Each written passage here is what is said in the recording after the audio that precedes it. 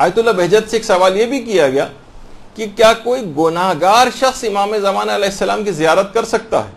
چلیں ہم بڑے گناہگار ہیں، بڑے فاسق و فاجر ہیں، لیکن پھر بھی دل میں ایک تڑپ، ایک محبت یا ایک زیارت کا شوق تو پایا جاتا ہے نا۔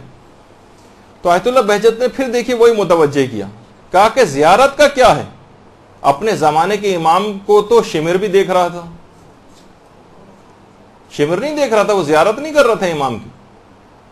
تو دیکھ کر تمہیں کیا کرنا ہے جب تک کہ امام زمانہ تم سے راضی نہ ہو جائے؟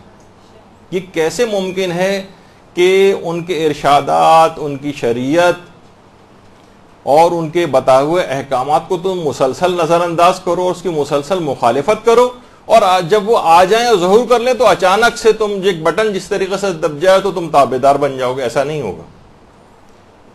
جو آج ان کی تابعداری کر رہا ہے وہ ان کے ظہور کے بعد بھی ان کا تابعدار ہوگا، اور جو آج ان کی نافرمانی پہ کمر بستہ ہے وہ ان کے ظہور کے بعد بھی ان کی نافرمانی پہ کمر بستہ ہوگا۔ اور اس لحاظ سے دیکھا جائے تو علماء فرماتے ہیں کہ ذمہ داریوں کے اعتبار سے ظہور اور غیبت میں کوئی فرق نہیں۔ یہ تو نہیں ہوگا کہ ٹھیک ہے امام عمل اس وقت صحیح اپنا کر لیں گے جب امام زمانہ ظہور کریں گے، نہیں، غیبت اور ظہور، بلکہ غیبت کے اندر جتنا پابندی کے ساتھ اس کا اجر و ثواب بھی بہت زیادہ ہے، اور اس کی اہمیت بھی بہت زیادہ ہے کہ غیبت کے اندر اپنے عمل کو صحیح کرنا۔ تو ظہور اور غیبت میں اس لحاظ سے کوئی فرق نہیں۔ اور لوگ کہتے ہیں بھائی ان کی زیارت ہوگی ان کی، تو اس زمانے میں بھی جب امام زمانہ علیہ السلام ظہور کر لیں گے تو کون سا پوری دنیا میں 5-6 ارب افراد تو کم سے کم ہوں گے؟ کون 5-6 افراد روزانہ کے بنیاد پر ان کی خدمتوں میں ہر وقت رہیں گے؟ جس زمانے میں ائمہ معصومین موجود تھے اور دیگر ائمہ زمین کے اوپر، کتنے دیگر شہروں میں مومنین ایسے ہوتے جو ساری زندگی میں ایک دفعہ بھی امام کو نہیں دیکھ پائے تھے، دوسرے ملکوں میں رہنے والے مومنین ایک دفعہ بھی امام کو نہیں دیکھ پائے تھے۔ امام زمانہ علیہ السلام ظہور فرما بھی لیں تو ہو سکتا ہے آپ کو ٹی وی اور دیگر ذرائع سے ان کی زیارت ملے، ہر وقت ان کی خدمت میں پہنچنا بھی ہر ایک کے لیے ممکن نہ ہو۔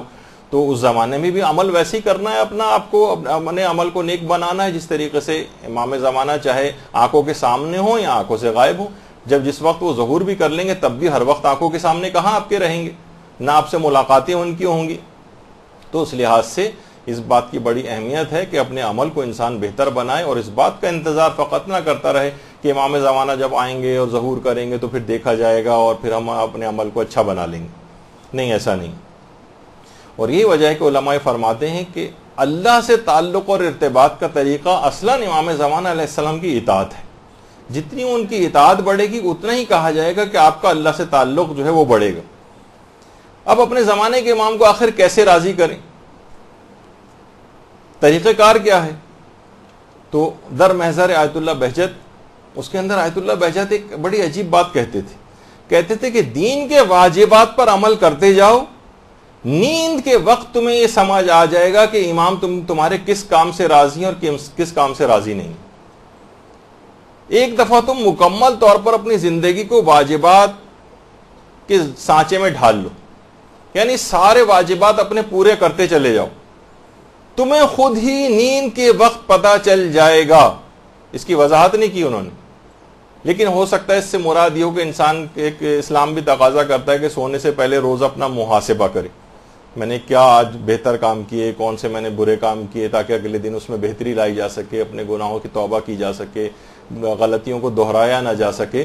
ممکن ہے کہ محاسبے کی طرف اشارہ ہو، لیکن بہرحال کہا کہ واجبات پر عمل کرتے جاؤ، اور ایک وقت ایسا آئے گا کہ نیند کے وقت تمہیں خود پتہ چل جائے گا کہ امام زمانہ علیہ السلام تمہارے کس کام سے راضی ہیں اور کس کام سے راضی نہیں۔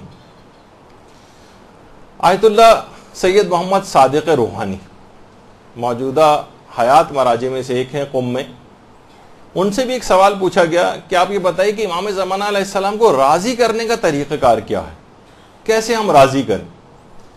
تو انہوں نے اپنے استفتاء کے اندر یہ بات لکھی ہے، اور یہ میں نے سارے مراجع کے نکال کے دیکھے تو یقین کیجئے کہ غیبت میں ذمہ داریوں کے اعتبار سے جہاں بھی بات کی ہے سارے مراجع نے تقریباً الفاظ آگے پیچھے ہیں، لیکن بات ایک ہی کہ اپنے تمام واجبات پر عمل کرتے چلے جاؤ، تمام حرام کاموں سے اپنے آپ کو بچاؤ، غریبوں اور ضرورت مندوں کی مدد کرو، جس کے اندر مالی، علمی، روحانی وغیرہ جس طرح کی بھی کمک ان کو درکار ہو، اور اپنے اعمال مستحبہ جو ہیں مستحب اعمال ان کی انجام دہی کرو. ان چاروں کاموں کو کرنا شروع کرو, امام زمانہ علیہ السلام تم سے راضی اور خوشنود ہو جائیں گے.